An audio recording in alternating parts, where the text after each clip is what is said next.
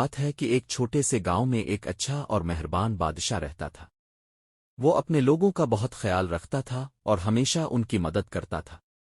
لیکن ایک دن بادشاہ بیمار ہو گیا اور اپنی رعایا کو بتایا کہ اب وہ مزید بادشاہ نہیں رہ سکتا۔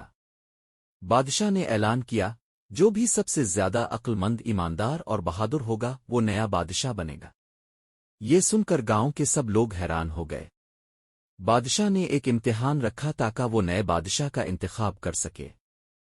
امتحان میں سب لوگوں کو ایک چھوٹا سا بیج دیا گیا اور کہا، اس بیج کو اگاؤ اور ایک ماہ بعد اپنے پودے میرے سامنے پیش کرو۔ جس کا پودا سب سے خوبصورت ہوگا وہ نیا بادشاہ بنے گا۔ سب لوگ اپنے اپنے گھروں کو گئے اور بیج اگانے لگے۔ ایک چھوٹے سے لڑکے جس کا نام علی تھا نے بھی بیج کو بڑی محنت سے پانی دیا اور دھوپ میں رکھا، لیکن بیج سے کچھ بھی نہیں نکلا۔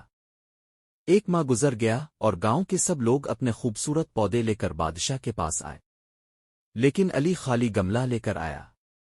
سب لوگ اس پر ہنسنے لگے۔ بادشاہ نے علی سے پوچھا، تمہارے گملے میں پودا کیوں نہیں؟ علی نے جواب دیا، میں نے پوری کوشش کی، پانی دیا، دھوپ دی، لیکن بیج نہیں اگا۔ شاید مجھ سے کچھ غلطی ہو گئی۔ بادشاہ مسکرایا اور سب لوگوں کی طرف دیکھا، یہی میرا نیا بادشاہ ہوگا۔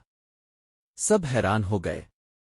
بادشاہ نے کہا، جو بیج میں نے دیا تھا وہ سوکھا ہوا اور خراب تھا، اس سے کوئی پودا اگ ہی نہیں سکتا تھا۔ علی نے ایمانداری سے سچ بولا، اور یہی خوبی ایک اچھے بادشاہ میں ہونی چاہیے۔ علی نیا بادشاہ بن گیا اور ہمیشہ اپنے لوگوں کے ساتھ انصاف کرتا رہا۔